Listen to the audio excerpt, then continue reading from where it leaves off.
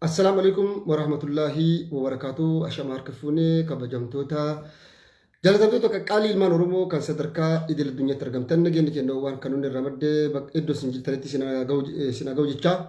Egaa barri 2020 dabajjama dabarsinee bara 2021 seennee jirragaa barri 2020 ilmaan Oromootii fi uummata Oromootiif bara gadaannisa gurraacha kaahee darbee fi dhaloonni dhufus dhaloota seenaa barnoota hedduu irraa baratuu fi qabsoon uummata Oromoodhaa bara 2020 keessa eessarraa kaatee eessa akka geettee fi hoggantoonni siyaasaa Oromoodhaa, maandisoonni qabsoo bilisummaa uummata Oromoodhaa, miseensonni jaarmiyaalee siyaasaa Oromoo fi akkasumas hoggantoonni dhugaa kan saba biratti fudhatamaa fi dhageettii gurguddaa fi jaalala kabajaa gurguddaa horatan sirna naftanyaa sirna nama nyaataa ilma Minilik sadaffaa Abiyyi Ahmadiin hoogganamuun hidhamanii sobaa fi dharaan mana hidhaa keessatti ayyaana kana dabarsanii jiranii isaanis bakkuma jirtanitti nagaa nu qabaadhaa bagattiin siin gahe bagattiin nu gahe jechuu barbaada jechuudha. Kanatti aansee hundi keessan akkuma beektan dhiigni Haacaaluu akka malee itti dhangala'uun biyyattii Itoophiyaa jedhamtu san fi gaanfa Afrikaa guutumaan guututti gatii guddaa kafalchiisaa jira jechuudha. Kanaaf dhugaan uummata Oromoodhaa, haqni uummata Oromootii fi dhiigni qeerroo lafee uummata Oromoodhaa mul'achaa fi Rabbiin ifatti baasee nu agarsiisaa jira. Galanni Rabbi haa gahu. Egaa mootummaan Abiyyi kun mootummaa biyya Itoophiyaa jedhamtu san diiguudhaaf deemaa jiruu fi bittinneessuudhaaf deemu kan guyyaarraa guyyatti lubbuun ilma namaadhaa akka maletti bahaa jiruu fi duguggaa sanyii yookaan isa amma war crime jedhamu kan raawwate maayikaadirratti mootummaa Abiyyi ta'uu addunyaan hundi isaanii ragaatti bahaa jiran. Akkasumatti naannoo Matakkalitti guyyaarraa namni 200 guyyaarraa namni 60 du'aa jira. Saawuzii kana keessa kibba kana keessattis bakka hundatti akkanuma jechuudha. Naannoo Oromiyaa keessatti ajjechaa Haacaaluu Hundeessaatiin du'a Haacaaluu Hundeessaatiin ajjechaa Haacaaluu Hundeessaatiin wal qabatee uummata nagaa 75 ol ta'an kan qaama mootummaatiin sammuurra lapheerra dhawamanii ajjeefaman Amboorraa, Shashamannee, Adaamaa, Dirredawaa fi Awwadaay magaalota hunda keessatti koomishiniin mirga namoomaa guyyaa kaleessaa ibsa baasee jira. San keessaas qaamni mootummaa ni jira haa jedhu malee irra baay'een uummata siviilii yookaan uummata nagayaa akka ta'e ni beekama ni hubatama jechuudha. Kanaan wal qabatee odoo dhimma kiyyatti hin darbiin qabxiiwwan biraa kakaase kana bal'inaan itti isin dhufuu deema jechuudha. Garuu wanti yeroo ammaa kanatti biyyattii san keessa deemaa jiru hundi keessan akkuma argitan masginni kabajamaan jaalatamaan kan gartee Allajjaashi jedhamu hambaa idil addunyaadhaa kan ta'e hambaa seenaa addunyaatii fi seenaa amantaa muslimaa fi muslimaa keessatti bakka guddaa kan qabu kan gartee uummata islaamaa biratti beekamuu fi kabaja guddaa qabu hambaa addunyaa kana eenyutu tarkaanfii irra fudhate eenyutu masgida kana caccabsee hambaalee achi keessa turan hambaalee seenaa Itoophiyaatii fi hambaalee seenaa addunyaa ka ta'e iddoo turistiin galii guddaa irraa akka biyyattitti galfamu iddoo daawwatamu kana maaliif diiguun barbaachise eenyutu diige qaamni kun eenyudha qaama kana duubaan eenyutu jira ka jedhu kana ilmaan Oromoo ilmaan muslimaa hundi biyya san keessa jiranii fi addunyaa jiran hubachuu fi beekuun barbaachisaadha. Masginni Allajjaashiin hundi keessan akkuma beektan yeroo jalqaba hijraan gaggeeffamu yookaan dhiibbaa amantaa sababa amantaatiin obboloota keenya kan muslimaa irra gahaa turen bara san keessa biyyi nagaa biyyi mootummaan isii nama qeebalu addii Alhabashaati mootummaa yeroo san jiru immoo Allajjaashi jedhama. Gara sitti deemaa jedhanii Rasuul alayhi salaatu wassalaam asaabota isaanii erganii mootummaan Najjaashi mootummaa kiristaanaa ture. Mootummaa kiristaanaa osoo ta'ee jiru dhugaa jirtu waan hubatee fi waan beekee fi waan bareef ummata muslimaa obboloota keenya kan Rasuul alayhi salaatu wassalaam biyya Saudi Arabiyaa irraa isaan ergan qeebaluudhaan isaan qubsiisan jechuudha.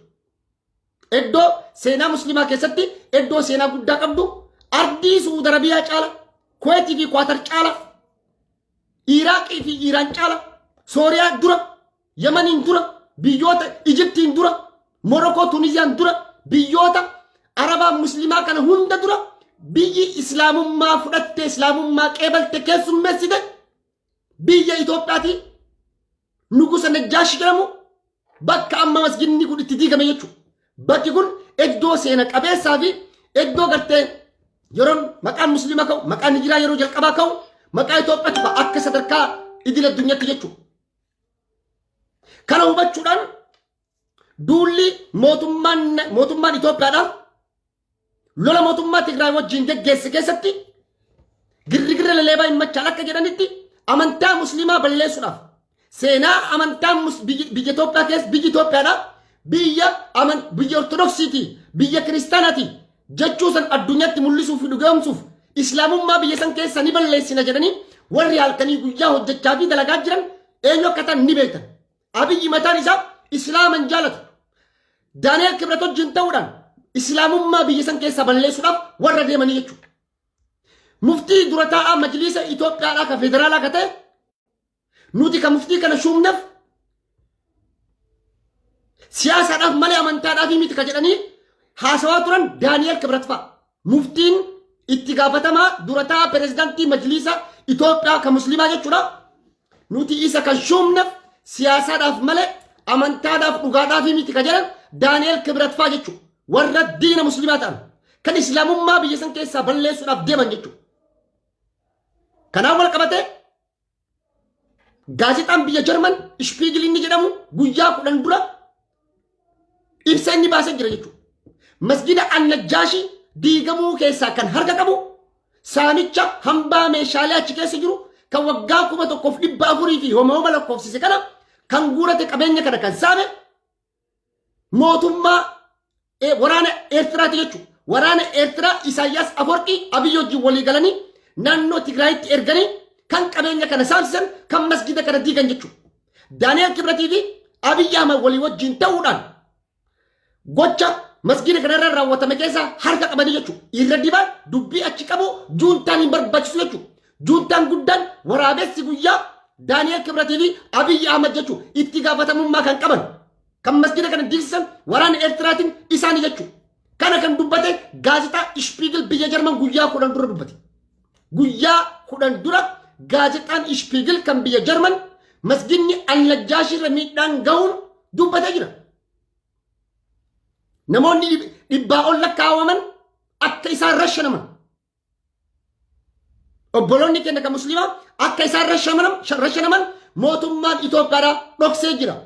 Masjidni kun guyyaa 10 dura kan tarkaanfiin irra ga'ee miidhaan irra qaqqabe. Mootummaan Itoophiyaadhaa dhoksuudhaaf yaale. Dhugaan dhokatti malee dirreetti ni baati. Haqni dhokata malee haqni dirreetti ni ba'a. Hundi keessan akkuma beektan lolli hin barbaachisu obboleeyyan lama waraanuu qabdu uummanni biyya tokko keessa jiru jennee yeroo nuti lallabnu ustaazonni gurguddoon biyyattii san keessa jiran nuti ustaaza uummata islaamaa bakka buuna warri jedhan majlisni Abiyyi majlisa islaamaa osoo hin taane majlisni Abiyyi majlisni biltsiginnaa raayyaan ittisa biyya Itoophiyaadhaa tarkaanfii fudhatee fi injifannoo Tigraay irratti gonfate galatoomaa jedhee ka galata galche majlisa PP biltsiginnaati. Majlisa Abiyyi Ahmad jechuudha. Majlisa Daani'eel Kibretu galata galche jechuudha.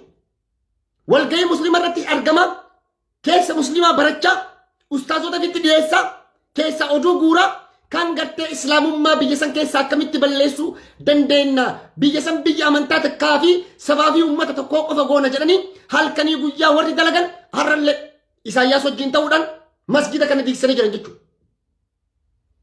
Qabeenya achi keessa jiru hambaa addunyaa ka ta'e ka bara san biyya Araba irraa dhufe hunda isaa saamanii hordoftoota amantaa musliimaa rashananii fixanii ajjeesanii gocha shuukanneessaa gara jabinaan irra raawwatanii naannoo sanii deeman jechuudha. Majlisni tarkaanfiin fudhatame kun iskiriinshuutiin hin jira isinii maxxansuu danda'a. Gaazexaan biyya Jarman guyyaa 10 dura akka masjida kana irratti tarkaanfiin fudhatame dubbatee jira maxxansee jira isinii maxxansuu danda'a. Garuu maaliif kun barbaachise islaamummaan akkanatti hin baddu amantaa balleessuun abadan hin danda'amu abadan daranuu xiiqii keessa nama galchuun akka amantaa sun daranuu jabaatu godhanii ootati malee. Mootummaan Itoophiyaadhaa Isaayyaas Afoorqii waraana Isaayyaas Afoorqii wajjin gocha kana raawwate akka raawwate addunyaa guutuu beeka. sheekotilleen ibalu qubatti qabuun hin barbaachisu. Direct namni waan kana raawwate Abiy Ahmed Daani'el Kibratii fi waraana Isaayyaas Afwerqii walii wajjin ta'uudhaan kana raawwatan. Iddoon seenaa Annajjaashii jedhamu sun guutumaan guututti manca'ee achi yoo kabadu taate Najjaashii biraa ijaaruun hin jiru seenaan isaa badee jira jedhanii waan yaadaniif. Islaamni biyya san keessaa badee jira jedhanii waan amananiif kan gocha kana raawwatan jechuudha. Amma mootummaan eega mootummaallee naa ta'uuti majlisni biltsiginnaa majlisni PP waan inni jedhuuf deemu sinii madagaa. Namni masgida kana diige tarkaanfii irra fudhate TPLF juuntadhaa siniin jechuu deeman. Hin amantanii hin fudhattanii. TPLF bar Annajjaashii zamana dargii eege bar zamana dargii lolli akkasitti ture waraana dargiitii fi TPLF fi Shaabiyaan gaafa lolaa turan nama masgida naannoo isaanii keessa jiru eegaa turanii kana beekii hubadhu Oromoo.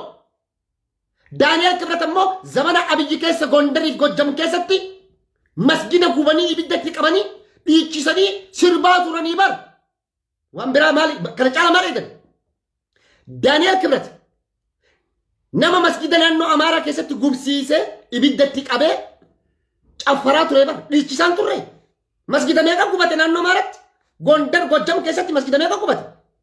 Bara 2020 keessa jaarraa 21ffaa keessa dhaloota keenya kana keessatti zamana dargii kun ta'ee jira. Zamana lola dargii akkasitti lolli hamaan ture sanuu taate guwwee ta'e hin taane jechuudha. Mootummaan angorra jiru amantaa Islaamaa balleessuu deema. Abiyyi mataan isaa maqatu Abiyyi Ahmed malee amantaan isaallee Islaamaa miti. Diina Islaamummaati diina Islaamaati. Nama gartee Jimma keessatti masgidoota meeqaa amantaa kiristaanaa fi uummata musliimaa walitti buusaa bahe. Nama walitti bu'iinsa amantaa saniitiin gara aangootti ol dhufe. Yeroo TPLF illee nama beekumtii garaagaraa argachaa ture namni kun. Namni kun diina uummata Islaamaati. Maqaadhaaf warra isaa ta'u hunda filatee kaan ambaasaadara godhee ustaazota warra silaa dimtsachiisamaa fi warra amantaa musliimaatiif ta'u wanni dhaabbanne jettu.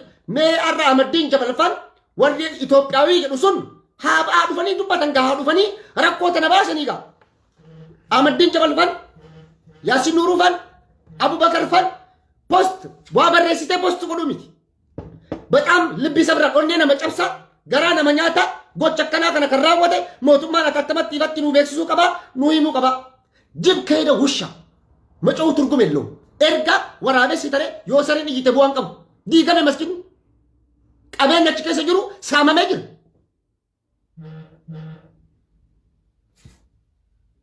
Kanaaf gocha kana kan raawwatan jara jechuudha.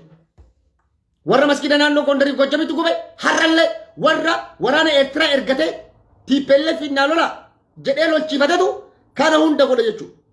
Kana sirriitti jala sartanii beekuu qabdan. Inni lammataa ammoo TPLFitti maxxansuudhaaf deeman. TPLF zamana dargiillee masjida kana eegaa turte. Zamana ammaa keessa jirrutti masjida kana eegaa turte. Masjida diiguun siyaasa isaaniiti miti dantaa isaaniiti miti. Dantaan isaanii dantaa naannoo isaanii fi biyyaa fi nageenya isaan eegsifachuuti. Mootummaan yeroo hunda waan akkanaa godhaa maqaa amantaatiin ummanni muslimaa akka TPLF irratti ka'u siyaasa dalagatan masjida diiguun kadiige juuntaadha jedhanii ummanni islaamaa akka isaan akka Abiyyi wajjin irratti duuluuf mee ustaatni takkittiin juuntaa jettee barreessitu. TPLF jettee barreessitu. Waan oduu quban qabne waan mootummaan galaa qorate ummata naannoo sanii dhaqee Abiyyi waan godhu isinii himami yoo muslima naannoo sanii Abiyyi fi warri majlisaa dhaqanii ETV waaltaa miidiyaa jararratti jaratana interview godhanii masjida kana kan diige juuntaa jedhaa jedhanii interview godhanii ETV gubbatti sin garsiisin arraba kiyyarraa rifeensa fuudha. Arraba kiyyarraa rifeensa fuudha. Yoo jarri dookumantarii irratti hin dalagin na arguuf teessanii jechuudha. Gaafa rakkoon Oromiyaa keessa uumama ammoo rakkoon uumame jedhanii hundi isaanii wal guuratanii ka'anii dubbii tana qulqulleessina. Maarree shaashammannee dhaye zuwaayii dhaye maarree jedhan mee har'a dhugaa jirtu haqa jirtu isinii dhuftee jirti gadi baasa. Gaafa TPLF tiksaa turte TPLF rakkoon takka hin turre. Gaafa Abiyyi biyya bulchu Gondariif Gojjam keessa masjidni gubachaa ture. Kan uummanni ganna sirriitti beekuu qaba jechuudha. Mootummaan kun mootummaa biyyattii san diigaa jiru, mootummaa biyyattii san bittinneessuudhaaf deemu, nageenya biyyattii sanii mootummaa dhogge, mootummaa uummata shororkeessu, mootummaa addunyaan hundi qubatti qabde, mootummaa gartee diinagdeedhaan kufe, biyyee nyaate, awwaalame, biyyattii hiyyoomse, diinagdee biyyee nyaachise biyyatti dabale. Abiy Ahmed rakkoo biyya keessaa furachuu dadhabe, rakkoon biyya keessaa inni uume sun biyya bira dabartee, daangaa dabartee, gaanfa Afrikaa weerara keessa leexe, biyya addunyaan mallaqa irraa dhaabde, dippiloomaasii hariiroo waliin dhufeenya hunda irraa dhaaban, mootummaan kun hin jira jechuu hin dandeenya. Biyyattiin mootummaa qabdi jechuu hin danda'ama. Hin danda'amu jechuudha.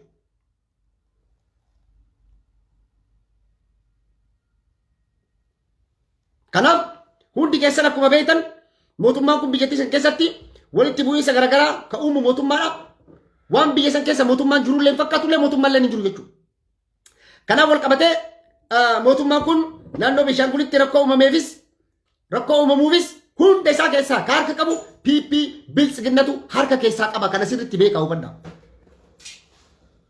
PP'n biltsiginnan naannoo Amaaraa Beenishaangul deemtee rakkoo ka uumaa jirtu jara. Kan biyyattii san weeraraa jirtu jara. Kan gartee Iris TV distii kennallee hundeeffanna jedhanii halkanii guyyaa ka rakkoo uuman jara. Kan walqaayitii weeraru jara. Kan lafa raayyaa lafa kiyya jedhu jara. Matakkalillee ka Amaaraatti ka jedhu jara. Laala. Kana sirriitti beekaa. Inni qabxiin kiyya ka lammaffaa dhimma haala yeroo irratti kan dubbachuu barbaadu. Mootummaan kun biyyattii hegeree biyyattiitii fi biyyattii mootummaa gurgurate. Mootummaan Suudaanii fi raayyaan ittisa ministeerri raayyaa ittisa biyya Suudaan lafa kenna ka waggaa 25 oliif Itoophiyaa jalatti bulaa ture parsantii 100% deeffannee jirraa jedhe mootummaan Suudaan. Laala kana na hubadhaa naa qabadhaa. Mootummaan Abiyyi lafa kiiloomeetira 1000 lakkaa'amu daangaa Eertiraa gubbaa kaasi Eertiraa fi Itoophiyaan bakka walitti dhuftu kaasi asinaga South Sudaanitti daangaa jiru hunda lafa kana hunda lafa qonnaa fi lafa misoomaa fudhannee jirraa qabannee jirraa jedhe. Mootummaan Itoophiyaa kana irratti dubbachaa jiru deebii kennaa jiru. Maaliif? Mootummaan Abiyyi yeroo ammaan kanatti humna waraana Suudaanii lolu hin qabu. Dheengadallee kan lolate Eertiraa. Suudaanii duuba akka Masriin faan jirtu mootummoonni biroos akka jiran shiraaf sharriin biraa akka jiru sirriitti beeka hubatee jira jechuudha. Biyyi Jawaar Mohaammed maal jedhe? Rakkoo jalqaba diinni maal si godha? Rakkoo biyya kee keessa uuma. Rakkoo biyya kee keessa akka ati furanne si godha. Inerjii qabdu, humna qabdu, sammuu qabdu, yaada qabdu hunda biyya kee keessatti gaafati biizii goote diinni alaa dhufee si weerara jedhe Jawaar Mohaammed. Dhugaa argadhu Jawaar Mohaammed. Har'a rakkoo akkasii biyya keessatti uumanii fi misaa'ela qabu, rookeettii qabu, taankiin qabu, taankii 20 oltu gubate. Taankiin meeqatu gubate? Meeshaan waraana silaa biyyattiin ittiin of eegdu meeqaatamtu kun harka TPLF sene ka qaban kun kan majaliti irratti isin garsiisan kun xiqqishuudha. Waraanni silaa meekanaayzeeshinii hoggansi meekanaayzeeshinii gurguddaa hogganu ajajoonni silaa raayyaan ittisa biyyaa biyyattiin qabdu gurguddoon TPLF turan. Har'a san guutuu kaan keessaa hidhanii kaan keessaa ari'anii kun ammoo TPLF itti makamee gaaratti galee jira. Akka haraatti waraana kana ijaaruuf Itoophiyaan yoo xiqqaate waggaa 10 yookaan 20 fudhata. Waraana kana amma waraana raayyaa ittisa biyyaa dur qabdu Itoophiyaan ijaaruuf waggaa 10 kana Abiyyi paarlaamaa irra dubbatee jira. Abiyyi paarlaamaa irra sitti jira. Warroota muuxannoo qaban dandeettii qaban kun hundi isaanii jechuudha. Hilaalii nama Biraanuu Juulaa fi warra nama tokko lama sadii gubbaa jiru kana ilaalina. Waraana tokkorraa haga gaditti gubbarraa haga gaditti hogganu. Amma biyyi Suudaan yoo walitti qabu taate TPLF jedhanu lolaaf jalmarroo wajjinannu lolaaf hin beeka jechuudha. Kana beekee harka kennatee biyya gurgura jechuudha. Mootummaa lafa weerarchiisee lafa gurguratee biyya gurguratee yaagar lu'alaawinnatin yeeshata mangist mootummaadha jettaatiin jala buluuruu yakka kun nama biyya gurgurate Abiyyi. Nama biyya jeeqe. Nama gartee nagaya uummataa dhoogge. Nama qabeenya biyyattiidhaa gurgurate. Lafa biyyattiidhaa gurgurate. Suudaanii fi Itoophiyaan lafa tana walirraa fudhachuu yookaan Itoophiyaan lola rabbanuuf ganaa waraana isii ijaarrachuu isii barbaachisa. meeshaa rasaasa gurguddaa si bitachuu barbaachisa. Waggaa 10 booda Abiyyi akkasitti iyyuu hin jiru. Kanaaf Suudaan wajjin Abiyyi walitti bu'uu hin barbaadu. Harka kennatee jira. Abiyyi sodaatee jira. Walitti bu'iinsa daangaa kana yoo ka'ee galu taate Suudaan wajjin namni deemee fi loluu hin jiru. Beeraawi akka zamana dargii namni dirqiidhaan nama guuree dirree lolaa nama geessu hin jiru zamana kana keessa. Namni sii deemuu illee hin jiru. Rakkoo kana hundaaf sababa akka ta'e Abiyyi Ahmadii jechuudha. Kan biyya saamsise Abiyyi Ahmadii jechuudha. Kan biyya jeeqe Abiyyi Ahmadii fi biltsiginnaadha jechuudha. Biltsiginnaan gama hundaan salphina keessaa bahuu hin dandeenye, rakkoo keessaa bahuu hin dandeenye keessa seentee jirti jechuudha biyyattii. Kanaan wal qabatee mootummaan Suudaan waraana isaa gurguddaa meeshaa gurguddaa qabu gara daangaa Itoophiyaatti dhiyeessuusaan miidiyaaleen biyyattiidhaa miidiyaan Aljaziiraan guyyaarraa guyyatti gabaasaa jira. Argaa jirtan. Waraanni Masrii biyya san seenee jira. Daangaan laga Abbayyaa guyyuu irratti ijaarame kun daangaa kiyya jettee mormachuu dandeetti. Abiyyoo kalaama takka dubbii takka xiyyiitii takka Suudaanii waliin dhoose hidhaa laga Abbayyaa sabbaraa. Daqiiqaa biyya wal lolaa jiranii miti. Misaa'elaan rokkeettiidhaan kiiloomeetira meeqarraa laga kana dhukkeetti kaasuu danda'an. Qabeenya uummata bada. Uummanni gaafa sabiyya waliin dhiisuun beeka. Lafa Suudaan illee dhaqee weeraruu hin danda'u. Lafa addunyaan beektu addunyaan sararte san malee seentimeetirii takka mootummaa Suudaanii miti. Kaartuum seenee kaartuum irraayyuu gad biyyatti deemuu taate lafa qabate san mara fudhachuu hin danda'u. Abadan addunyaan ka sararte jira. Lafa addunyaan sararte sanii achi lolee yoo kaseenu taateyyuu hin deebiste addunyaan qoosan akkasii hin jiru. Lafa Suudaan seentee qabachuu hin dandeettu. Never ever dhogga. Waraanni Suudaan dhumee mootummaan osoo dhume lafti qullaa taatee Suudaanii namni shanoo jiraate biyya isaanii san guutuu lafa Suudaan kaartaa addunyaan beektu kaartaa Jeneevaan beeku ka addunyaarra kaa'amee sararamee jira. Lafa takka deemtee fudhachuu hin dandeettu bara. Weerartee mootummaa sanoo barbaadde yoo dhaqxee kuffistee keessaa baata malee. Akkuma kunoo Ingilispaan Liibiyaa seenan Gaddaafii faan qorraa buusan way biyya sun teenna jedhanii kolonii bitatanii hin danda'an gadhiisanii deemu. Iraaq illee sanuma. Sooriyaa keessa sanuma. Afgaanistaanis sanuma. Wanni martu jechuudha. Biyya namaa fudhachuu hin dandeettu weeraruu hin dandeettu. Mootummaa sanii walloltee kuffisuu dandeetta malee. Yookaan mootummaa jijjiirama mootummaa fidda malee. Abiyya kana godhuudhaaf humna akkasii yoomillee hin qabu. Yoomillee argatullee. Kanaaf Abiyyi Ahmad sodaatee alba'aa jira. Sodaatudha Abiyyi. Nama biyya gurgurate namni biyya lafa biyyittii agar lo'alaawii akkamitti biyya gurguranii ilmi namaa biyya gurguramte taa'ee ilaalaa jira bara biyya gurguramte teessoo waraanni qubatee lafa guuratee lafa waraanni Suudaan ibsa baasaa jira miidiyaan guutuun achi dhaqee gabaasa gochaa jira. Abiyyi odoo kana argu osoo odoo ibsa kennin ta'aa jira. Yeitoophiyaa makalaakaa saraawwat batattaqan miidiyaa irratti bookkisu holola propagaandaa oofu malee wanni mootummaan Itoophiyaa godhe tokko illee hin jiru. Waliin bu'iinsi Suudaan wajjin eegallaan Abiyyi galma san dhumatti hin beeku. Ganama daqiiqatti. Suudaan maaliif Itoophiyaa weerarte lafa Itoophiyaa guuratte? Waraanni raayyaa ittisa biyyaa Itoophiyaa Suudaaniin akka dha'uu hin dandeenye injiinaroonni siyaasaa, injiinaroonni waraanaa Ijiptii ka Israa'el ka Suudaan marii gaggeessaniiti. Abiyyi humna qabu. Waan akkasiin godhuu hin danda'u. Humna qabu Tigraay fixee jira. Humna qabu Wallaggaaf Gujii keessa fixaa jira. Inerjii hin qabu. Yoo laltaniyyuu akka Gondariif Gojjamittuu qabachuu dandeettan. Garuu gadhiistan malee jedhanii. Hin danda'an. Jarri lachuu weeraruu hin danda'an. Lafa irratti wal morman tana qofa qabatan malee lafa kaan qabachuu hin danda'an. Isaanis Suudaan hin eeyyamamu seera addunyaatu dhuga. Gadhiisanii ba'an. Garuu lafa irratti wal mormii qaban kasararatan kana dhufanii qabatan dhumate. Abiyyi sodaate harka kennate. Humna waraanaa Suudaaniin lolu.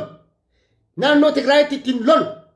Wallaggaa fi Gujii keessa waraana adda bilisummaa Oromootiin ittiin lolu hin qabu Abiyyi. Waraana akkana abaddan hin danda'u. Abaddan odoo warri muuxannoo qaban muuxannoo dandeettii waraanaa qaban duruu sunuu jiraatan bakka 3 bakka 4 Abiyyi akkamiin loluu danda'a. Amma egaa Sumaalelleen Keenyalleen lafa jara guurrattame Itoophiyaa keessa inerjiin mootummaadhaa dhumaa deemee jira. Mootummaan kufaatii deemaa jiraami. Keenyalleen lafa mormattoo qabatte amma qabatti kana. Isaayyaas Afwerqii Zaalambessa lafa Tigraay qabateen gadhiisu jechaa jira bara. Abiyyi bu'aa jira bara. Abiyyi boohee jara kadhachaa jira. Lafa baadummeetii miti yaa. Naannoo Tigraay seenanii lafa Tigraay. Lafa Tigraay qabatte lafa Tigraay. Eenyuun waraanni Shaabiyaa Eertiraallee qabattee jirti. Akka Suudaan qabattetti miidiyaa irratti hin baasne dhoksanii dubbii tana irra taa'anii Abiyyi fi Isaayyaas irratti wal mormaa jiran. Irratti wal qabanii irratti wal shuqulaa jiran. Kanallee naa qabaddaa. Lafa baadummee dhiisa. Lafa biraa ka naannoo Tigraay seentee Eertiraan yeroo ammaan kana qabattee irra taa'aa jirti. Abiyyaara naannas foggoriin rabbi jedhii irraa gahi lafa tana gadhiisi innaa rokketti akkasiin dhoosanii rokketti akkasiin itti roobsanii biyya seenee sii lolee tiippella fi maqalee keessaa sii baasee lafa tana gadhiisiidhaan jettaa jedhin kanarra wal dhabaa jiran. Yoo diddaanillee amma sisikkaa jechaa ni jira. Abiyyee sabbaasaa seen cinqaa ciniinsuu hamaa keessa jira. Gara deemu waan qabu waan gadhiisu wallaalee ta'aa jira jechuudha. Waraanni Eertiraa laala namni biyya sarafsiisu biyya hachisiisu lafa gurguratu abiyyi warshaa gurguddaa keessaa meeshaa gurguddaa kan guurate achi Eertiraatti baqateennu kana addunyaa saatalaayitiin ka dirooniin ka waan meeqan agartu argannee jirraa saatalaayitiidhaan waraanni Ameerikaa ka jedhu mootummaan Ameerikaa ka jedhu mootummaan addunyaa ka jechaa jiran meeshaan industirii gurguddaa naannoo san jiru guuramee buqqa'ee Eertira galee jira. Najjaashii caccabsiisee jira. Lafa Suudaan asii gurguratee jira. Qabeenya biyyattii saamsisee lafa biyyattii gurguratee biyyattii jeeqee lola keessa galchee biyya tasgabbeessuu dadhabee ka kana hunda godhe eenyu dhiiga Haacaaluu Hundeessati. Gaafa inni ajjeefamerraa ka'eeti jechuudha. Biyyi tun kana hunda cinqaa keessaa bahuu hin dandeenye keessa ka seente jechuudha. Kana sirriitti beekuun barbaachisa. Warri dhugaadhaan qabsaa'u, warri haqa federaalizimiidhaaf mormu, warri cunqurfamtootaaf sagalee ta'e kan akka Jawaar Mohaammed hidhamuun, Baqqala Garbaa hidhamuun, OMN biyya keessa cufamuun, Abiyyiin gatii guddaa isa kafalchiisaa jira. Biyyattiillee mootummaallee bilisiginnaallee gatii guddaa kafalchiisaa jira. Kun nuuf injifannoodha nuuf. Rabbitu nuu biyyaa jira, rabbiin nuu birmachaa jira, rabbitu nuu lolaa jira Abiyyiin nu. Dhugaa teenna haqa Oromoodhaa waan argeef rabbiin Abiyyi lolaa jira. Innillee abadan nageen argatu. Abadan nagee argatee mootummaa ta'ee biyya san bulchuu hin danda'u Abiyyi. Kana beekuun barbaachisan. Kana hubachuun barbaachisan. Haacaaluu ajjeesee Oromoo dallansiisee Oromoo isa baatee masaraa galche ganee irbuu ummata Oromoo nyaatee Lammaa gane Xayyibaa gane ummata Oromoo gane Jawaar Mohaammed gane warra isa baatee masaraa isa galche qeerroo gane irbuu amaanaa ummata Oromoodhaa nyaate rabbiilleen ilmi namalleen nama akkanaan jaalatu faranjilleen hin jaalatu adii gurraachilleen jaalatu nama kijibduu suuraa qofa ka'u kan miidiyaarra deemee kijibu addunyaan hin jaalattu isinitti baay'ee Abiyyi kana barana Abiyyi addaan baati bara 2021 kana Abiyyi Abiyyi addaan baati. Mootummaan kun humna hin qabu mootummaa miti. Mootummaan lafarraa saaman diina irraa dhooguu hin dandeenye. Qabeenya biyyattii mootummaan saamsisu mootummaa hattuudha. Kun mootummaa hattuudha malee mootummaa miti. TPLF yeroo biyya bulchaa turte bara daangaa Itoophiyaa eegsisuu miti. Ugaandaa deemtee nagaa kabachiisaa turte bara faaraa. Sumaalee deemtee bara Sumaalee seentee Alshabaabiin lolaa turte bara. Saawus Sudaan keessatti yeroo rakkoon uumamu dhaqanii bara nagaa kabachiisaa turanii bara. Nagaa qofa biyyatti rakkoon biyyattii TPLF ture siyaasa rakkoo siyaasaati. Keessa rakkoo siyaasaa qofaa miti. Siyaasa amantaa diinagdee waan hedduun uummata miidha. TPLF akkana goone bara. TPLF namuma isaanii mormu tokko lama fuutee kan inni jeefti kaaniniiti malee jumlaadhaan boolla takkatti doozariidhaan nama awwaalamu takkaa nagarran takkaa nama 200 fixanii ilmi namaa kabaja dhabee akka ilma namatti awwaalamuun hafee ilmi namaa doozariidhaan akkana fuudhanii ka awwaalan kana seenaa kenna keessatti seenaa biyya keessatti agarru. Takka kanaaf kun mootummaa biyya bulchuu danda'uu miti. Mootummaan kun lubbuudhaan hin jiru. 6 kiiloo fi Finfinnee qofa jira malee biiti hin jirtu. Liitii Oromiyaa mootummaa kan harkaa baatee jirti. Kan bulchaa jiru waboo. Waboon jarri gaara keessa deemanii soqan magaalaa keessa jira. Magaalaa keessatti ayyaana isaa kabajachaa jira. Uummanni isa wajjin jira. Waboon qawwee caccabtuudhaan deemaa biyya jedhu piippii bilisiginnaan jettu har'a sinaayifar gurguddaan deeman. Booji'anii kaan ajjeesanii irraa fudhachaa jiran. Homallee taatu waraanni bilisummaa Oromooti. Oromoo waraana Oromooti. Dhugaa qaba haqa qaba. Waan gaaratti hafeef beeka. Dhugaa haqa nutti hin mul'atin ka jaalmarrootti mul'atee jaalmarroon gaaratti hafee jira. Dhugaa sana Oromoon hundi jalqaba nutti mormaa turre. Waraanni galuu qaba jennee nuyyuu mormaa turre. Waraanni galee biitii nagaa ta'uu qabdii jechaa turremi. Shira taa'ee danda'an faan deemanii shirri bilisiginnaa jaalmarroo dhaalakkaa galtee jirti dubbiin. Nuun galle yeroo sanitti. Hara dubbiin isaa galtee gaaratti hafee waraana leenjisee eebbisiisaa akka dur Eertiraa ta'anii sana osoo hin taane hojiidhaan Oromiyaa keessa ta'anii leenjuu waraana jaaranii eebbisiisuudhaan qabsaa'ota hiriirsanii diina dura dhaabbatanii kokkee wal qabanii loluun kan face to face laayivii nu garsiisaa jiru jaalmarroodha. Kanaaf uummanni Oromoo dhugaan haqni eessa akka jirtu sirriitti beeka. Amma ka duri jambanatiin illee amma dubbiin galteef turte. Odoo silaa haguma jaalmarroon faan ala jira sun illee gaafa waraana adda bilisummaa Oromoo alaa galchan san galte Oromoo silaa nu dhumatti har'a dhugaa sinii baana dhugaa sinii dubbanna haqa sinii dubbanna. Waraanni bilisummaa Oromoo baga guyyaa san gaaratti haftan. Baga galuu diddan. Dubbii isinii galtetu nuuf hin galin yeroo san. Ilmi namaa perfeektii ka ta'e hin jiru. Nutti fakkaate. Oromootu biyya qabate seeninu. Lakka ka biyya qabate naftanyaa diina. Jibbaa summummaa Oromoo ka qabu. Hinaaffaa hayyoota Oromootti ka qabu. Ka ani mootii jedhu. Ka Minilikii fi Hayila Sillaasee ta'uu barbaada jedhe nugustichi. Lakkaa kanaaf deema jechuudha. Waraanni bilisummaa Oromoodhaa. Waraana uummata Oromooti waboon. Kaleessas har'as duris jechuudha. Waboon lafa Oromiyaadhaan gurguran. Waboon qabeenya uummata Oromoodhaan saamne. Waboon Oromoon ajjeesne Oromoo niine.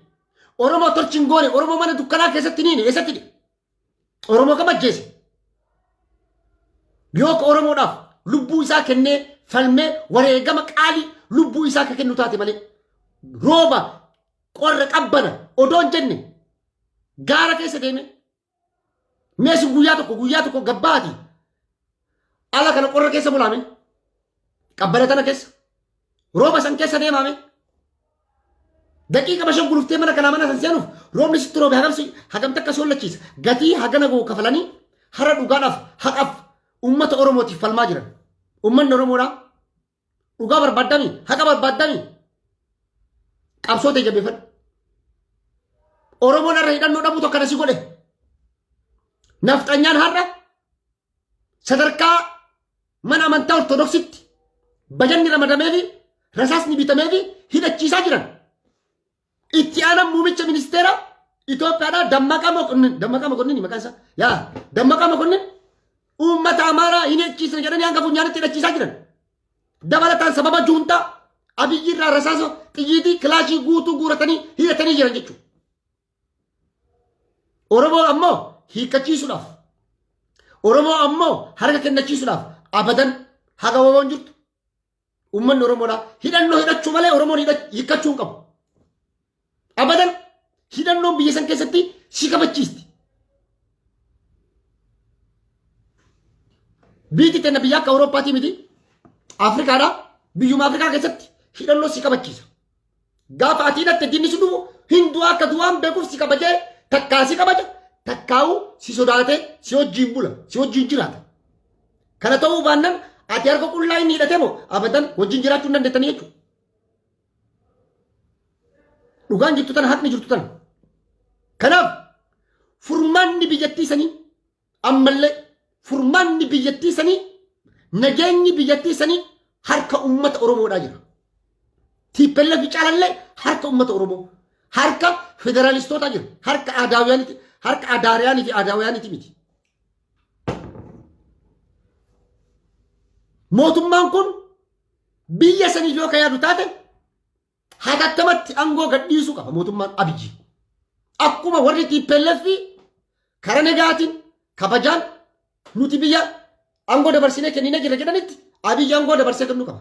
Kun nugustichi maa Itoophiyaa guutuu asiin Tigraayin guutuu Eertiraan fudhattee Amaara guutuu asiin Suudaan fudhattee kaan achiin Sumaalee Keenyaa fi Jibuutiin addaan qoodamanii masaraan Finfinnee mayyuu haga Finfinnee jalallee dhufanii masaraa 6 kiiloo hin tuqaminitti Abiyyi nama aangoo irraa bu'uu deemu miti. Garuu sammuu akkanaatti jaadan biyya guutuu osoo akka beekte taatee manni dhume dantaa isaatii miti. Masarammaan oddoo masaraa suuraa jiru hattu. Paarkii Andinnati san paarkii maan irraa tuqamin. Andinnati paarkii yoo tuqamin Abiyyi jiraachuuf deema jechuudha. Nama akkana sammuu akkanaa qabu jechuudha. Nama biyyattii diigamte joqomiisa hamaa kana keessa seente ammallee biyya tasgabbeessuuf hin deemne. Hidhamtoota siyaasaa hiikuudhaan waliigaltee biyyoolessaa gaggeessuudhaan siyaasa beektota hayyoota hooggantoota hunda hirmaachise biyya sanatti gaggeessanii mootummaan ce'umsaa dhaabbate filannoo maal mootummaan ce'umsaa dhaabbachuu qaba. Ka uummanni filate mootummaan ce'umsaa mootummaan jijjiiramaa dhufee filannoon dhugaa dimokiraasii kaaqaa gaggeeffame mootummaan akkasii dhaabbatu malee Itoophiyaan abadan tasgabbooftee akka zamana wata mallasfaanuu biyya bulchan shirri waa ebbisiisuu caffaruu maaree kana hin jiru. Biyyi boo'ichi keessaan baatu akka biyyaan gorra jiru. Biyyiti sun nagaaf tasgabbii nagabdu. Kan biyya san hunda akkana godhaa jiru diktaatarshippiin guddichi mootummaa abbaa irree hambaa gannanaawii Saawuz Kooriyaa Abiyyi. Saawuz Kooriyaa Afrikaa. Noors Kooriyaa Afrikaa Abiyyi Ahmed. Kana jechuu barbaada dhumarratti warra dhugaadhaan dhugaan jara awwaalamtee sobaa fi kijibaan mana keessa ta'an atattamatti hiikuu waliigaltee biyyoolessaa gaggeessuu mootummaa ce'umsaa dhaabuu biyya san keessatti araara buusuu siyaasni xiqqaa guddaa hunda hirmaachise Beenishaanguliin dabalate warra mormuu kamuu namni tokko jiraate haga nama san yaadni kee maali jettee asitti dhiyaattee yaada isaa hubannetti biyyi Itoophiyaa sun tasgabbaa ofiin jirtu abadan. Tokkicha santu naannoo san jeeqa. Aana san jeeqa. Tokkicha santu nama fixa. Haga kun hin gaggeeffamnetti abadan hin danda'u. Kana jechuu barbaada. Waan na dhageeffattaniif galatoomaa haga tokko hubannoo argattanii jirtan jedhee yaada. Kan Najjaashi ammoo Daalee Kibiraffaa Isaayyaas Afawarqii fi Abiyyuutu diigsise qabeenya achi keessa jiran hambaa addunyaa hunda kasaamsise jira. Kan itti gaafatamullee jira. Warri masgida gubsiisee caffarsiisaa ture illee jiru. Naannoo Gondarii Gojjamitti kan masgida gubsiisee caffarsiisaa ture Daani'eel Kibiratii fi Abiyyi Ahmad fa'a dhumate. Warra majliisa Itoophiyaadhaan utuu hoggana jedhu sheekticha kijibaasan isa fa'a.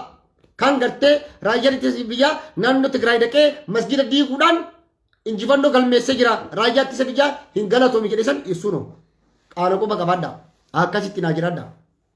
Nagaa keessa jiraadha. Galatooma.